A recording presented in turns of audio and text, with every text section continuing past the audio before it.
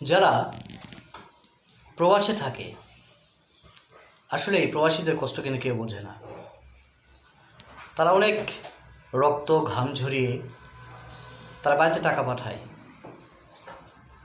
তারা এখানে এসে বাড়ি গাড়ি বিভিন্ন কিছু করে, যে হাতে কিন্তু তারা টাকাটা পাঠায় নিজ বাড়িতে, আসলে এই হাতটা কিন্তু তাদের পোড়া।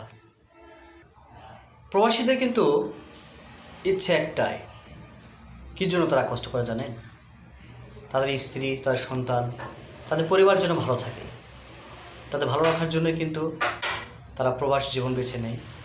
এবং তাদের অনেক কষ্ট, বোবা কিছু কষ্ট রয়েছে, যে কষ্টটা কখনো প্রকাশ করতে পারে না। কেন জানেন? তবুও চাই তাদের পরিবার ভালো থাকুক। সবাইকে ধন্যবাদ।